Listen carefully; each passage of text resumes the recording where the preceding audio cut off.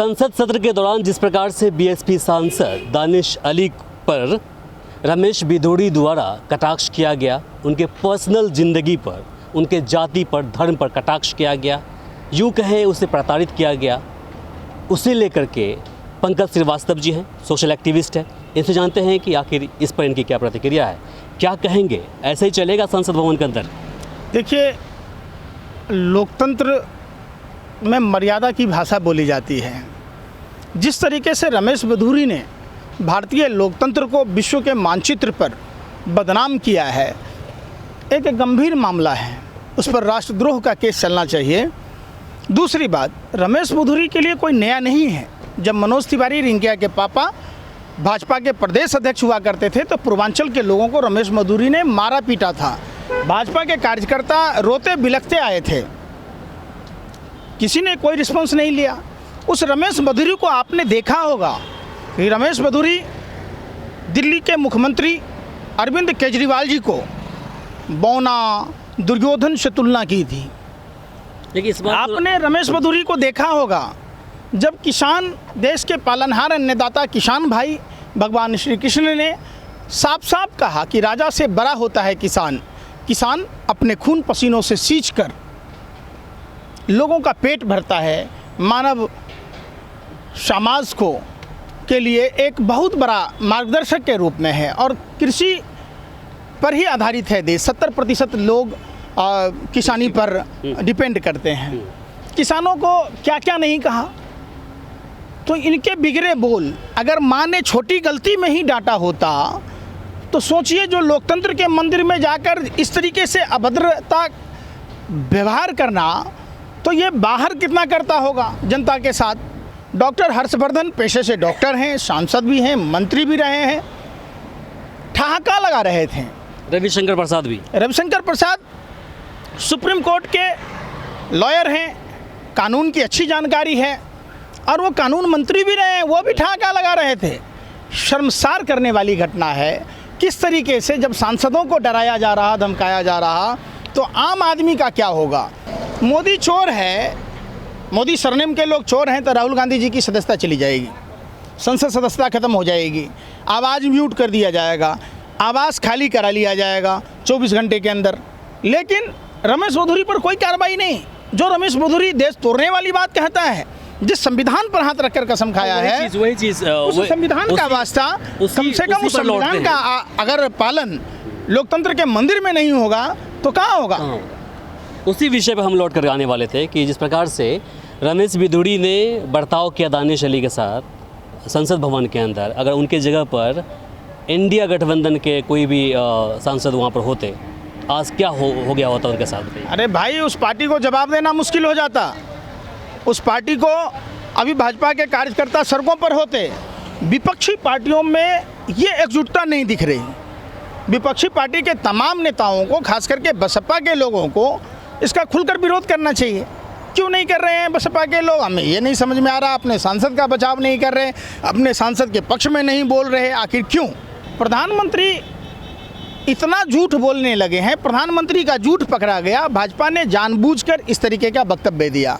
एक तीर से दो निशाने, एक तो हिंदू मुस्लिम करने की कोशिश, दूसरा जो ये महिला विधेयक लाए हैं आरक्षण का, जिसकी जितनी हिस्सेदारी उसकी उतनी भागीदारी।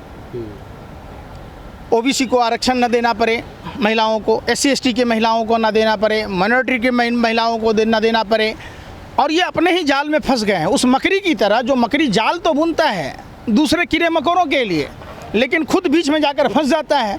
प्रधानमंत्री लाए इंडिया गठबंधन को डराने के लिए, लेकिन जो जनगणना हो रखी है उस जनगणना के आधार पर जिस जाति की जितनी संख्या है उस महिलाओं को आरक्षण दीजिए ना। अल्पसंख्यक मतलब सिर्फ मुसलमान नहीं होता। वो कैसे देंगे? बिहार में जाति आधारित जनगणना शुरू हुआ, ये बीजेपी सुप्रीम कोर्ट पहुंच गई। वही तो बिहार से सीखने की बात है। बिहार में 50% महिलाओं को आरक्षण दिया गया। कह रहे हैं तो जो राजीव गांधी जी का विजन था, जो PV नरसिम्हा राव के सरकार में पास हुआ, योगी आदित्यनाथ जी विरोध करते थे। तो अब सोचिए, आज लाखों की तादाद में महिलाएं स्थानीय निकाय के चुनाव में जीती और अपने कर्तव्य का निर्वाह कर रही है। महिला घर चलाती है, उसको सिर्फ चूल्हे तक सीमित मत रखिए। प्रधानमंत्री जी, अगर आपकी हैसियत है तो आप जाति के आधार पर आरक्षण दे के देखिए ओबीसी समाज के मात्र 3 सचिव हैं, किसी को चिंता नहीं है। कैसे ओबीसी समाज जिसकी संख्या 80% है, जिस 85 की बात की जाती है, उसको तो न्याय ही नहीं मिल रहा ना। कौन लोग हैं जो सत्ता पर काबिज हैं? भाई इंसाफ करो ना। वोट के लिए आप उनको हिंदू बना देते, काम के समय में आप ओबीसी मान लेते, दलित मान लेते। तो भैया जिसकी जितनी जिस जाति की संख्या है और उनमें प्रतिभा है तो आपको सम्मान देना होगा। अच्छा, एक चीज़ बताइए पंकज जी, ऐसा माना जा रहा है कि जो बीजेपी की जो सरकार है वो ज़्यादातर जो फॉरवर्ड कम्युनिटी के लोग जो हैं, फॉरवर्ड जाति के लोग जो हैं, उनकी सरकार है, ऐसा माना जा रहा है। आप पंकज श्रीवास्तव, उधर मोहित शर्मा, आप ऐसे बहुत सारे ऐसे फॉरवर्ड हैं, लेकिन उनके अगेंस्ट क्यों रहते हैं आप लोग? अरे भाई सुन न रहे, हाँ बोलिए। आप जिसे देखो, यही बात है। सवर्ण समझते कि दलितों का भला हो रहा, दलित समझते सवर्णों का भला हो रहा, हिंदू समझता मुसलमानों का हो रहा, मुसलमान समझता हिंदुओं का हो रहा। हमारी आबादी 80% है, हमारे बच्चों को रोज़गार नहीं मिल रहा है। आज 25 साल तक के बच्चे, ग्रेजुएशन किए हुए लोग दर दर की ठोकरें खा रहे हैं। आप डाटा नहीं पढ़ते, इसका मतलब हमारी आबादी ज़्यादा है तो गैस हम भी महंगा लेंगे, बेरोज़गारी का मार हमारे पर पड़ेगा। तो आप जब देखेंगे, रह गई बात ये लॉलीपॉप थमाने का, ये लॉलीपॉप ये झांसे वाले झांसाराम हैं। 10% आरक्षण की जो बात कहते हैं, कितने सवर्णों को नौकरी मिली है? दलितों की नौकरियां खत्म हो जाए इसलिए इन्होंने निजीकरण का एजेंडा अपनाया कि सरकारी बाबू काम नहीं करते। तो भैया आप भी प्राइवेट हो जाओ ना। आप क्यों पेंशन लेते हो? आप क्यों सरकारी सुविधा लेते हो? आप जितने दिन सदन में रहोगे, काम करोगे, उतना ही वेतन भत्ता लो। तो बात उस पर नहीं होती, बात उस पर कीजिए। चलिए, समय देने के लिए आपका शुक्रिया पंकज जी। जी धन्यवाद। तो अभी आपने देखा मेरे साथ पंकज जी थे, जो सामाजिक कार्यकर्ता हैं। इन्होंने अपनी बातें रखी है। इसे लेकर के आपकी क्या प्रतिक्रिया है कमेंट बॉक्स में लिखकर ज़रूर बताएं। इस वीडियो को अधिक से अधिक शेयर करें ताकि बाकी लोगों तक जानकारी पहुंच पाए। फिलहाल के लिए मुझे इमरान को दीजिए यहीं पर इजाज़त। नमस्कार।